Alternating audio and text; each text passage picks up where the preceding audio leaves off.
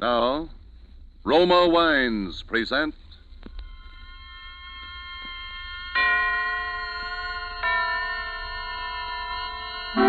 Suspense. This evening, The Dead of the Night, starring Robert Cummings. Suspense is presented for your enjoyment by Roma Wines. That's R-O-M-A, Roma Wines. Those excellent California wines that can add so much pleasantness to the way you live, to your happiness in entertaining guests, to your enjoyment of everyday meals. Yes, right now a glassful would be very pleasant as Roma Wines bring you Suspense.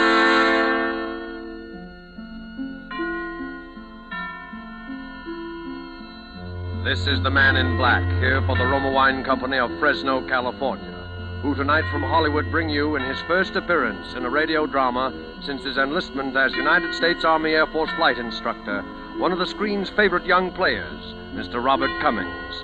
And so with the strange events which befell the young Californian named Jimmy Barton in The Dead of the Night, and with the performance of Robert Cummings, we again hope to keep you in suspense.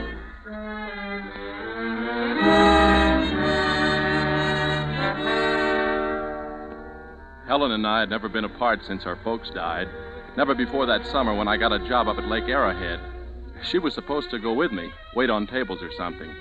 It was to be our vacation. But at the last minute, she decided to stay in L.A. She figured her boyfriend, Steve, might be coming home on a furlough. I should have known better. My sister was such a kid, but I let her talk me into it. And I left her there alone. That was the beginning of the whole thing. That's when she met him.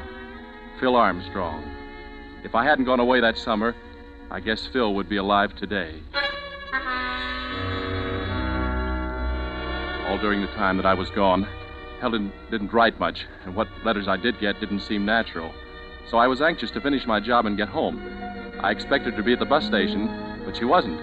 And when I got to the apartment, I could hear someone moving inside. The door was locked, so I knocked. Helen? Who is it? It's me. Jimmy? Yeah, open the door. Oh, Jimmy. Just a minute. Hi, honey. Since when have you taken to locking the door in the daytime? Helen, what did you do to yourself? Your face. Were you in an accident? I fell, Jimmy. I fell and I hurt myself. Well, your eyes swollen shut. Let me look at it. Jimmy, I have something to tell you. Say, what are these suitcases doing here? You and I are going away, Jimmy. We've got to get out of here. I packed everything. We're going no place till you tell me what this is all about. Well, Jimmy, while you were gone, I got married. Married? You mean Steve was here on his furlough? No, Jimmy. Not to Steve. But you were engaged to him. Yes, I know. I got a letter from him right after you left. He married someone he met where he was stationed. Oh, Helen. Gee, I was pretty upset, Jimmy, and that's when I met Phil Armstrong. Oh, but gee, I think you might have... I don't even know the guy. No, neither did I. But I was unhappy. Well, you just don't go off and marry someone you don't know. Well, that's what I did, Jimmy. Now we've got to get out of here. Huh? Well, but why? Because there's been trouble. What kind of trouble? I'm afraid, Jimmy. It's terrible. He takes something. I don't know what. But sometimes he's crazy. Helen. Yes? Your face. You didn't fall? No. He did that? I'll kill him. He'll kill you. That's what I mean. That's why we've got to get away. Well, you can get a divorce, can't you? He threatened me if I even tried to get one. We'll put him under a peace bond. Well, what good would a peace bond be, Jimmy, if he killed one of us? So I let her talk me into running away. I guess I shouldn't have, but I knew that if I saw him after what he'd done to her... Well, anyhow, I'd saved my salary and I had some gas coupons. We didn't know where we were going, but we started out. I don't know what he'll do when he finds I've gone. Helen, don't you think we ought to go to the police? Oh, I'm afraid, Jimmy. I know him. I know what he'd do if he found out we'd reported him. But they'd protect us, Helen. They'd protect us. But what if he got to us before they got to him? And she looked so frightened, I thought it best to let her do it her way. We got to Santa Monica that night, and we stopped at a motel near the water. Well, a week slipped by, and Helen seemed to be forgetting. She didn't jump every time someone knocked at the door, and she began to get a nice tan.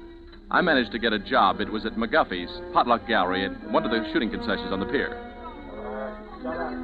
Then one night late, as I came home from work, I heard voices coming from our apartment. I knew who it was, and I knew that from what Helen had told me, it would be foolish for me to go in unarmed. So I ran back to the shooting concession. It didn't take long, but when I got back, the lights were out, and the sound of voices was gone. I tried the door.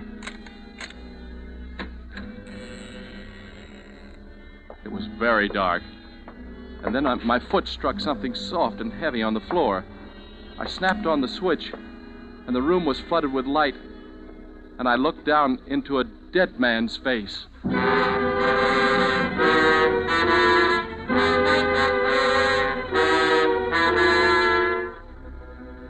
Tonight, for suspense, Roma Wines are bringing you a star, Mr. Robert Cummings, whom you've heard in the prologue to The Dead of the Night by Mel Dinelli. Tonight's tale of suspense.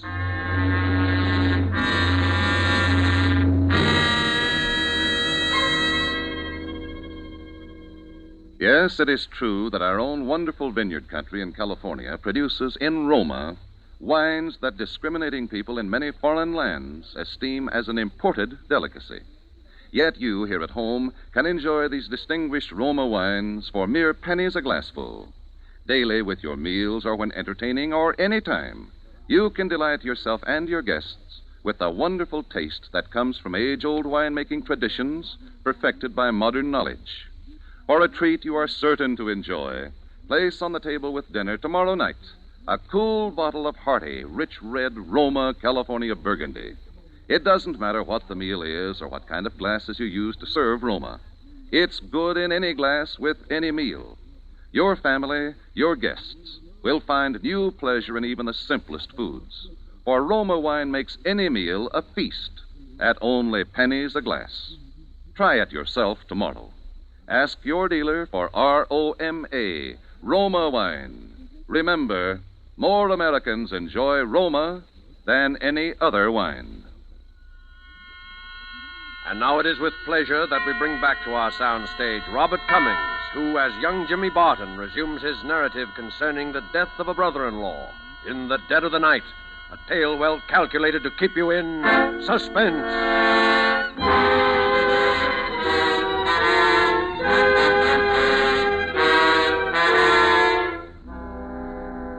It's funny how in the biggest, the most important, the most terrifying moments of your whole life, you remember little tiny insignificant things. I remember that I set my alarm. It was to go off at 5 o'clock. I'd set it to wake me up that afternoon. And a bird started to chatter outside as I stood there shivering with cold and terror, looking down at that dead man's face. Although I'd never seen him alive, I knew this was Phil, her husband. There was a deep gash over his eye, and the blood still flowed from it onto the floor. I stepped over him, and I ran into the bedroom. Helen! Helen! But there was no one in the bedroom, nor in the kitchen. And then I heard the front door open. Jimmy! Close that door, Helen. Oh, Jimmy! Close it, do you hear me? Be quiet. Turn the lights out. Be quiet, I tell you. Oh, Jimmy, what have I let you in for? Stay where you are. Don't move, Helen. Who is it? I don't know. Keep quiet. Jimmy! Oh, Jimmy, it's Mrs. Gordon. She's going to unlock the door. Oh, just a minute, Mrs. Gordon. I'll get something on. Jimmy, what's going on in there? All the tents are cleaning. Just some friends of mine, Mrs. Gordon. They were having a party. They're gone now. Jimmy Barton, you should be ashamed of yourself. Now open this door. I want to talk to you. Well, I'm not dressed. I was taking a shower. Well, slip something on. Well, I'm tired. I just was going to bed. Jimmy, I told you I wanted to talk to you. Now, will you open this door? She has a pass key, Jimmy. All right, Mrs. Gordon. Just let me get some clothes on. I'll give you 2 minutes. I didn't know what to do. I knew she was determined to come in. Mrs. Gordon was a nosy old woman. She meant well. She'd taken it upon herself to mother Helen and me. She was always coming into the apartment with her pots of jam and her bowls of soup. I knew no matter what I said, Nothing would stop her. What'll we do, Jimmy? We got about a minute left.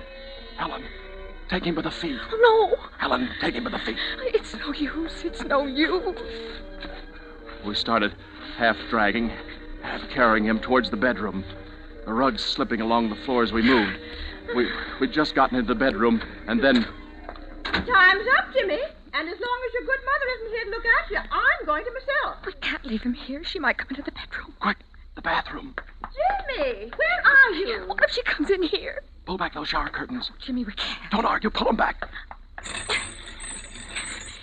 Jimmy, I can't get his legs in. Here, I'll double them up. There. Pull the curtains together, quick. Jimmy, what's been going on in here? Why, look at my rugs. Has there been a fire? Just a minute, Mrs. Gordon. Jimmy, what's on this floor and on this gas heater? Is this blood? Jimmy. Get me a razor out of the medicine chest. Here. What are you going to do? Never mind. You stay here. I'm coming, Mrs. Gordon. Well, just as I suspected. You've been fighting, and you've hurt yourself. Now let me see your hand. Oh, it isn't bad, Mrs. Gordon. Oh, no wonder you didn't want me to come in. Where's Helen? She's out. She hasn't been here all evening. Well, let's look at that hand. Oh, it isn't bad, Mrs. Gordon, really. You let me see that hand. Oh, there. Why, Jimmy, this is a bad gash. Have you disinfected it? Yes, I have. Well, let me bandage it for No, you. but this towel's all right. It's not all right. Where are your bandages and things? In the bathroom? No. I mean, I don't have any. Now, you're just saying that, Jimmy Barton, because you don't want to be bandaged. You're not fooling me. I'm going right into the bathroom and get No, some... not the bath. I mean, I don't have any. Well, I'll just see for myself. No, Mrs. Gordon. Jimmy, why, you've dripped blood all over this floor. Here, let's look in this medicine closet. Uh-huh. There, I knew it. Here's some tape and some gauze, too. Mrs. Gordon, can't we just do this in the living room? No, we'll do it right here. Now, here's some alcohol. Come on, put your hand over here. We stood there, and she bandaged me, and I kept wondering where Helen had gone. And then I saw the shower curtain move slightly, and I knew. For a moment, I thought Mrs. Gordon had seen it, too. Jimmy, just look at that shower curtain. Yes. Goodness, you've smeared that with blood, too. Well, I'd better clean things up for you before Helen gets home. Why, you'll scare the life out of her. Well, I'll clean it up, Mrs. Gordon. You've done enough. Thanks very much for taking care of this hand. Well, all right. If you don't want me to. Now, you'd better get some sleep. I'll see you in the morning. Good night, Jimmy. Good night, Mrs. Gordon. Oh, Jimmy. Helen. I had to hide someplace. It was terrible. I know. It was the only thing you could do. Jimmy! Yes? Jimmy, I forgot to tell you that I'm having some painting done tomorrow. So you'll have to be out of here early. It's hard enough getting painters these days without making them wait for the tenants to get up, you know. Yeah, all right, Mrs. Gordon. I'll be out first thing in the morning. Mm-hmm. Well, good night. Good night.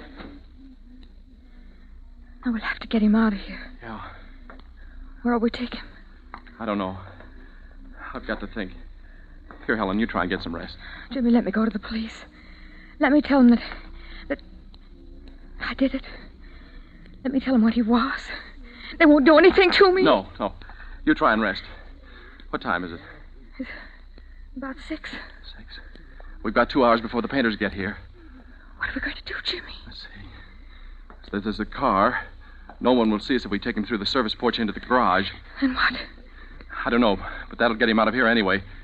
I think I can do it alone, Helen. Listen, Jimmy, we're in this mess because of me. I'm going to help you. I'll be ready in a minute. When I went into the bathroom, the shower curtains were standing open. His legs had slipped from their cramped position and they'd pushed themselves into the room. He sat there with his head twisted down and his chin digging into his chest. I took a washcloth and it was awful. I wiped the blood off his face just in case anyone saw us. They might think he was just sick. I tried to lift him, but I slipped, and his head made a hollow sound as it thumped down on the shower floor. Helen helped me get him into the luggage compartment of the car. Where are we going, Jimmy? Helen, won't you please stay in the apartment, please? No, I couldn't. I'm going with you. Helen, haven't you done enough? I'm going with you. Too late now to wish that I hadn't... Where we go? To the pier, the Santa Monica Pier. Beyond the concessions, you can drive a car on the end there.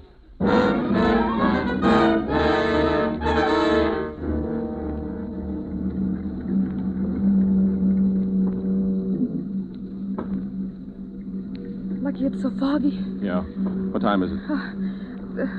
5 of 7. We'll have to act fast. This fog will be clearing soon. It'll be harder to get him out of this car. Now, you stay here. I can manage this alone this time. Oh, I'll help you, Jimmy. You stay here. Do you hear me? All right, call me if you need me. I'll go round the back. Keep your eyes open. Yeah. Jimmy. What? Someone's coming. Who is it? I can't see. Jimmy, it's a policeman. What? It's a policeman, Jimmy. Oh, it's all right. I know him. It's Red Davis. He's the beach patrolman. Hello, Red. Huh? Well, hello, Jimmy. Say, when do you get your sleep? Didn't you close up after that swing ship dance last night? Yeah, Red, but I couldn't seem to remember if I'd locked up the old shooting gallery, so I came over this morning to have a look around. I see. Oh, I'm sorry. This is my sister. Red, this is... Helen, this is Red Davis. How do you do? Hello. So you're an early riser, too, huh? Yes, Well, the fog's clearing up. It looks like we're going to get some sun today for a change, huh? Yeah. Well, I guess I'll be getting back. I think I'll try and catch a few more hours sleep. Well, so long. Yeah, so long. Oh, say, Jimmy. Yeah? Say, Jimmy, I have to take my wife over to the nursery today to pick up some plants and stuff, you know, and I don't have a trunk on my car. I wonder if you'd let me have yours. You have to drive me over to Malibu this afternoon, Jimmy. Yeah, I'd forgotten. Well, you can drive her over in my car. How's that? Well, you see... That brother of yours thinks how wrecked that beautiful car is. Oh, it isn't that, Red. Okay, then I'll be over about noon, and I'll leave my car for you till I get back, huh? Well, I won't be home at noon, Red. All right, I'll meet you at the entrance to the pier. How's that? Oh, all right, Red. Well, so long. Yeah, so long. Why'd you say you'd meet him, Jimmy? Well, if I didn't, he'll go over to the apartment looking for us. And you don't want any policemen over there, do you? Oh, no, of course not. We've got to get out of here fast.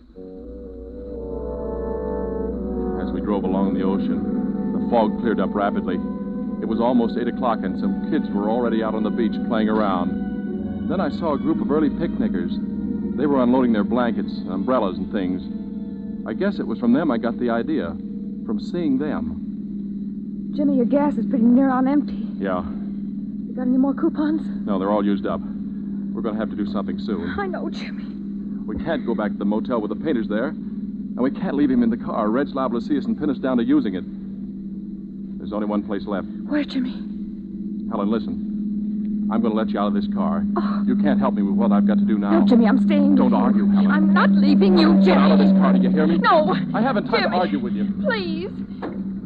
Now get out. I won't do it, Jimmy. Yes, you will if I have to push you out. Jimmy, you're hurting me. There. Now go back to the motel. Get off that running board, Helen. I can't leave you alone, Jimmy. I want to help you. I'm not blaming you for killing him, Helen, but now you've got to help me do as I say. What, Jimmy, what? I don't blame you for what you did. He deserved it. But now you've got to help me handle things. Jimmy, you've got to let me... Goodbye, Helen. Jimmy! Oh, Jimmy, don't leave me, Jimmy! I watched her out of the mirror. She kept calling me. I drove on as fast as I could. I knew what I had to do, and I was one chance in a million. But I had to take it. And I didn't want her to be part of it. I could keep him on the beach that whole day. Then maybe I'd be able to get rid of him when night fell. I wanted to drive further along, but I was afraid I'd run out of gas. So I settled for a deserted strip of beach not far from the motel. I had my swimming shorts and a blanket and a towel in the car. And I got out. I looked around carefully, and then I opened the luggage compartment. It was the hardest thing I've ever done in my life. But I started taking his clothes off. I managed to get my shorts onto him. Lucky we were pretty near the same size. And then I closed the door. And I went out onto the beach and I spread my blanket out on the sand. And then I went back for him. When there were no cars in sight, I I carried him over to where I'd spread my blanket, and I placed him onto it face down, with his hands folded over his head, as though he were just sunbathing. Then I spread my towel out a short distance from him, and I laid down on it, and I tried to look relaxed. People didn't start to arrive until about an hour later, and gradually, little groups of sunbathers started to form. He and I, we looked no different from the others. No one paid any attention to us. I was beginning to feel that everything was going to be easy once it was dark again, but... Jimmy! I've been looking all over for you. What? Oh, hello, Mrs. Gordon. Where's Helen? Isn't she in the apartment? No. What time did you go out this morning? Well, I couldn't sleep. Well, didn't Helen come in at all last night? Oh, yes, she did, but she left early, too. Said she was going into Los Angeles. Oh, my. I was so worried about her. Well, the painters came, Jimmy, and everything's a mess. I think I'll sit down here with you a while. You're not with anyone, are you? No, I'm not. Goodness, I wish I'd brought along some oil. Looks like it's going to be a hot day. You know, these days that start off foggy are very deceiving. Yeah, they are. This is a real treat for me, Jimmy. I never get out on the beach. Think I'll have a nice day of rest for a change. Later we can get some sandwiches. The treat's on me. Well, Mrs. Gordon, no, I hadn't planned on spending the day at the beach. Oh, it'll be good for you, Jimmy. Not healthy for a boy your age to be working all night and sleeping all day. But, Mrs. Gordon, you see, Jimmy, do you know that man over there? Which one? Why, that one right there. What? No, I don't know him. Well, he's lying so still. His back's going to get an awful burn. Yeah. Well, do you suppose he's asleep? It isn't good to sleep in the sun, you know. Mrs. Gordon, do you think that the painters will be finished by this afternoon? Huh? Oh, well, I hope so. My, a person can get an awful burn on a day like this. You know, someone ought to speak to him. Mrs. Gordon, wouldn't you like to go for a walk? Oh, I'm not one for walking. You go ahead if you like. Well, Come on, Dick, pitch it over here. Oh, those kids. You children, stop that. You're getting sand all over me. Oh, sorry, No lady. need to play here. There's a playground over by the pier. Now you just get away from here. Don't pay no attention to her. She don't own the beach. Pitch it over here. Oh, coming at you. Uh-oh. You hit that guy on the pieces. There. Now see what they've done. They've hit that poor man. Now they'll get what's coming to them. Mrs. Gordon, sure you don't want to go get some sandwiches or something? I'll just stay Not here and... until I see those two hoodlums get what they deserve. Shh. Why, gee, I'm sorry, mister. Could we have our ball? Now, look at that. Ball's right in the crook of his arm. He's pretending he's asleep. He's not going to hand it to them, but just wait till they reach for it. He'll give them something besides their ball, all right. Oh, what are you waiting for, Dickie? It's our ball. Just take it. Oh, hey, mister, could we have... Go on, take it. Here, I'll get it. Thanks, mister. I got... What's the matter? Gee, he's cold. What'd you say? He's cold, lady. His arm's like ice. I just touched it. You probably hurt him. A little ball like this couldn't hurt anybody. Well, nevertheless, it did. Here. Now, let's have a look. And then she started moving toward him. I knew it was useless to try and stop her. And then she reached over and put her hand on his back. And suddenly she was screaming. This man is dead! He's dead, look at him!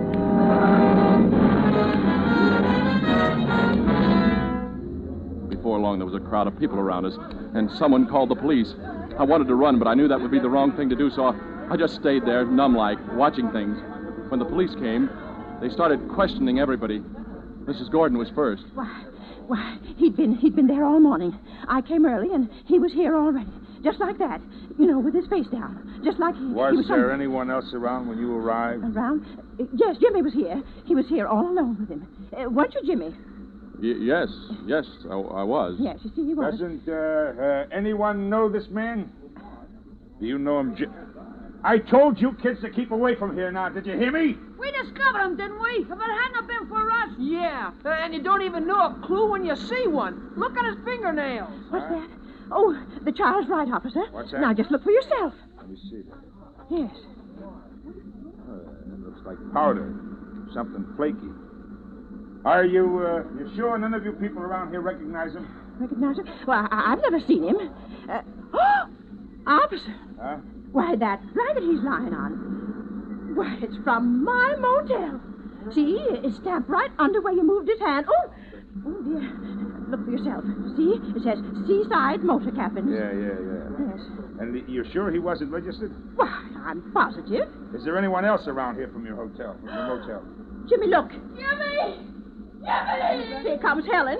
Look, she's crying. Mrs. Gordon, I asked if there was anybody around here from your motel. Huh? What's that?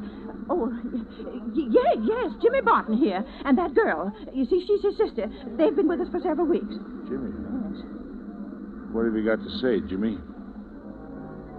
And suddenly everyone was looking at me and at Helen as she ran towards us. And like a fool, I started to run, too, in Helen's direction to ward her off.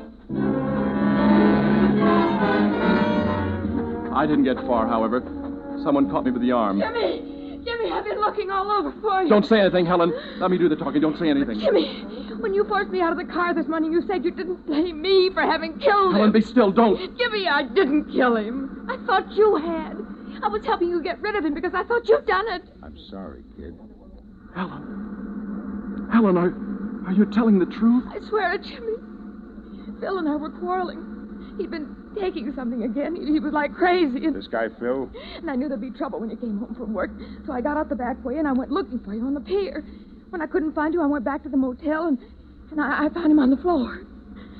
I thought you... But, Helen, why didn't you say so? You didn't give me a chance, Jimmy. You just took it for granted that I did Well, it. but who did kill him, Helen? That's what I'm trying to tell you. Nobody killed him. What are you talking about? I went to the motel a while ago to wait for you. While I was there, I remembered about Phil last night. How strangely he'd acted, and how he hadn't been able to walk straight, and how he'd almost fallen several times while we were quarreling. And then I saw the gas heater, Jimmy. There was a sharp edge on the top of it with blood on it. He must have fallen. He must have. Oh, but, Helen, we've no way of proving that. There was something else, Jimmy. Yeah, what? The wall above the heater was scratched, as though someone had clutched at it to save himself from falling. There might be fingerprints. There might be. Oh, no, that's no... Wait a minute. Plaster! Hey, Red! That flaky stuff you found under his fingernails, that might have been plaster!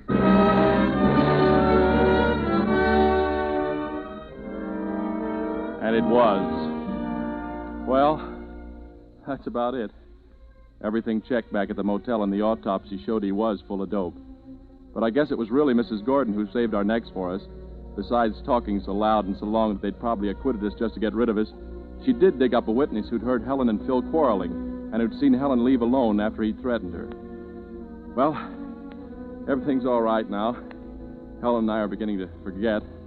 But it's Mrs. Gordon who's making quite a nuisance of herself on the beach these days as she goes along poking all the sunbathers and asking if they're sure they're all right.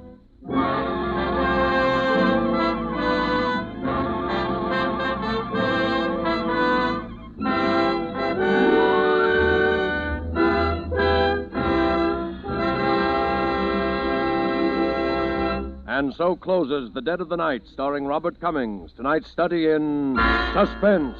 Suspense is produced and directed by William Spear. If you are one who does not yet know how much and how delightfully Roma wines can add to your meals, well, let me urge you not to miss out any longer on such a treat as this. There's nothing complicated about it. Just get and serve Roma wine with meals or any time in any kind of glass you wish. Try the many different kinds of Roma wine until you find those you like best of all. Try Roma California Sherry with its wonderful nut-like flavor as an appetizer. Then hearty Roma Burgundy or the deliciously delicate Roma Sauterne with the meal. These superb wines make even the simplest meal a feast. Yet they cost you only pennies a glassful. Get some tomorrow. And if your dealer is temporarily out of Roma, please try again soon. Ask for R-O-M-A, Roma wines. Remember, more Americans enjoy Roma than any other wine. Next Thursday, same time, you will hear Mr. Charles Lawton as star of Suspense. Presented by Roma Wines, R-O-M-A, made in California for enjoyment throughout the world. This is CBS, the Columbia Broadcasting System.